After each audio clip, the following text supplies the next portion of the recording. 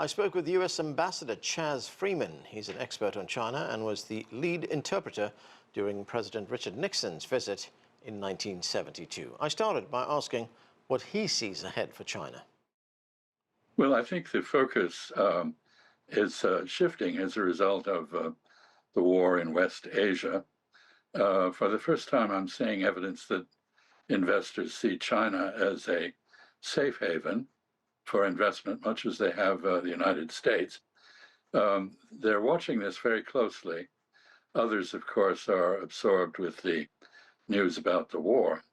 But the emphasis on technology development, on a more reasonable rate of growth for the economy, and the management of the currency, its internationalization, as well as its stabilization, or I should say stable change in its value, are all things that people are watching. So if, as you say, investors see China as a safe haven, what will the net effect be on the Chinese economy?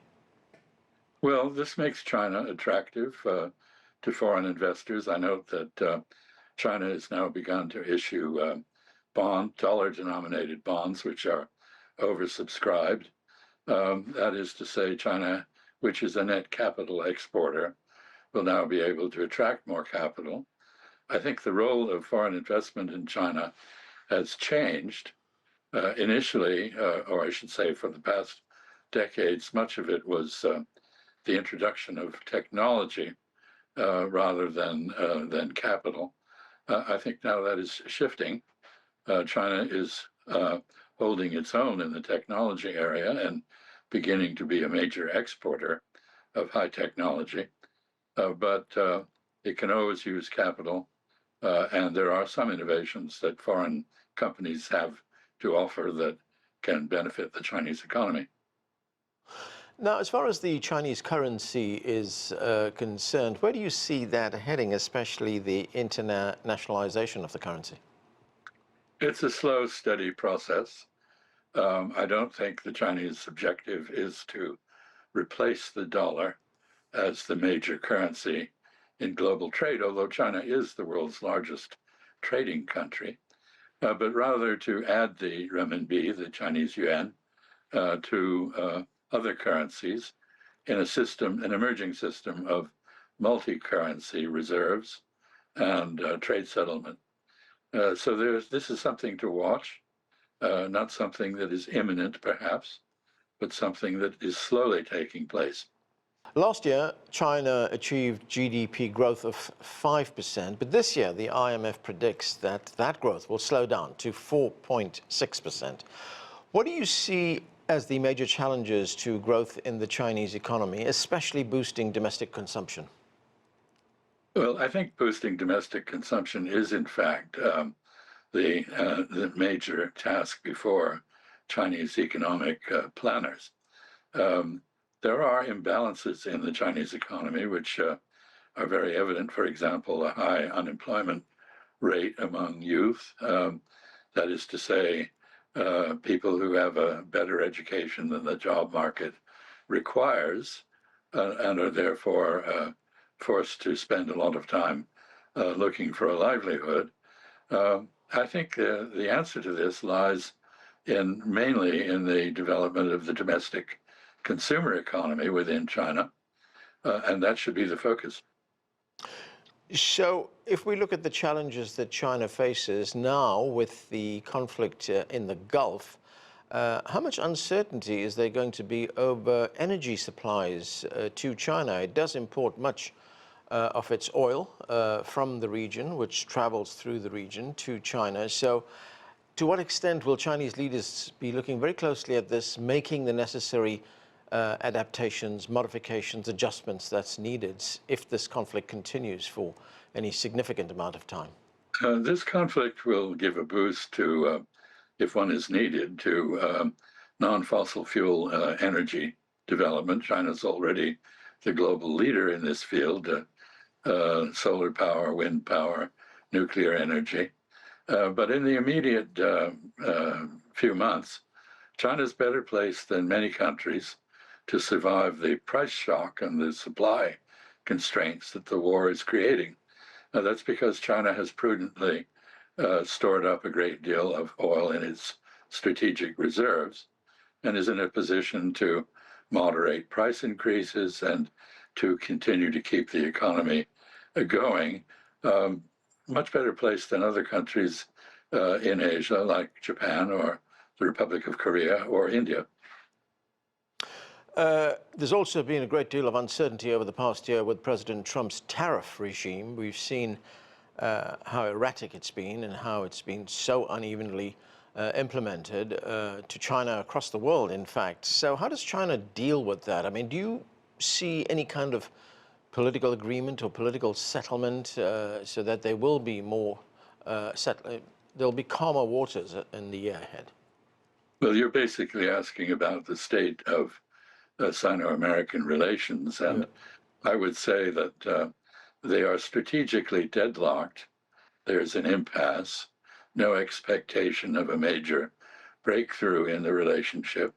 Tactically, there are some possibilities, minor adjustments in the relationship, but you correctly note that President Trump is unpredictable, erratic, unreliable, and therefore his loss in the US Supreme Court of authority to impose tariffs has been followed by yet another effort to do so. And it's not clear what the future of that is. So I think the uncertainties are going to persist. And all that China can do in the face of this is to continue to do what it has been doing, which is diversifying its overseas markets, reducing its dependence on the American economy, and doing what it can at the tactical level to seek improvements in terms. In about a month, President Trump will be traveling to China, will be paying an official visit to the country. What are your expectations? Do you see any kind of major reset? Not really. As I said, I think there is a strategic impasse. There may be relatively minor issues addressed, for example, more of the same sort of talk we've had.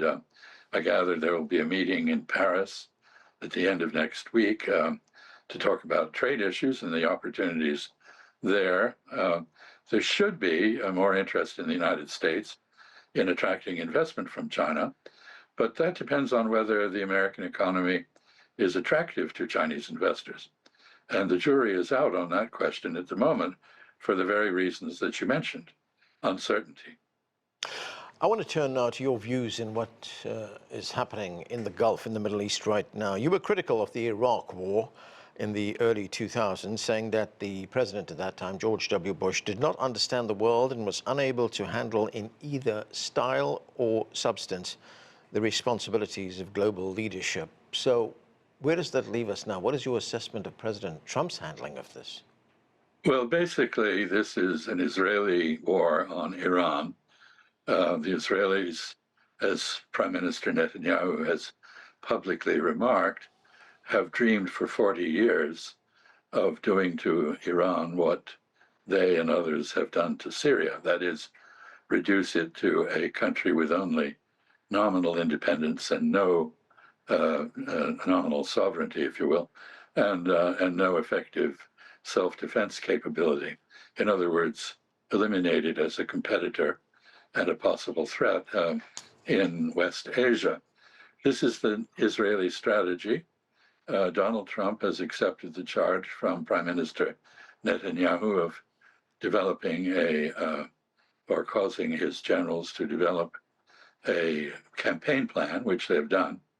That campaign plan is going to run into trouble, I would say, in a week or 10 days, as the stockpile of weapons upon which it depends is exhausted. Israel will lose its self-defense capability first, but the United States will follow shortly thereafter with a greatly reduced capacity to deal with the Iranian missile force. And the Iranians have a very clear strategy.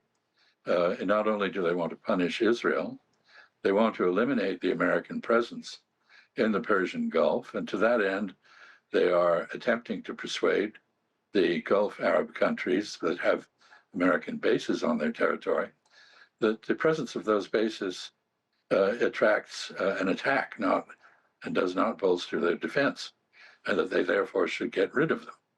One assumes there is a good deal of diplomatic talk about this going on beneath the surface, where we can't detect it.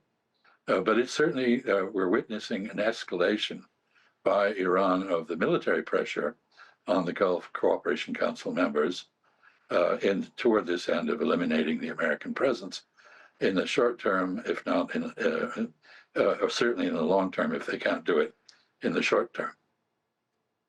Ambassador, you've had wide experience of this region as well. You were ambassador to Saudi Arabia. And what kind of impact will all of this have, not just on the region or on Israel or the United States, but the world?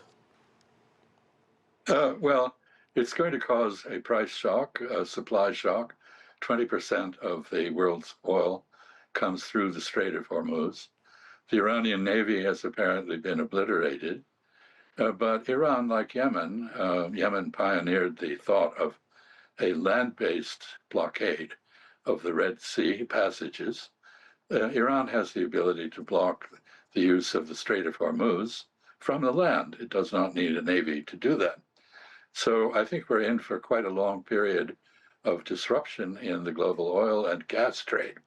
I note that Qatar, which is a major supplier of gas to the world, has suspended production. The other countries in the Gulf have differing problems. Kuwait no longer depends for its livelihood on oil exports. It has turned, though, its previous exports into investments which yield interest, dividends. Bahrain is in difficulty. Saudi Arabia exports most of its oil through the Strait of Hormuz, and its development plans depend on revenue that it will no longer have, at least in the short term. The United Arab Emirates also will find its oil exports curtailed, but it has a large enough slush fund that it can get through. Iran itself is going to be deprived of revenue, and the impact of that is uncertain. So this is a very dangerous and unpredictable situation in terms of the impact on the world. Ambassador Chas Freeman, thanks for joining us. My pleasure.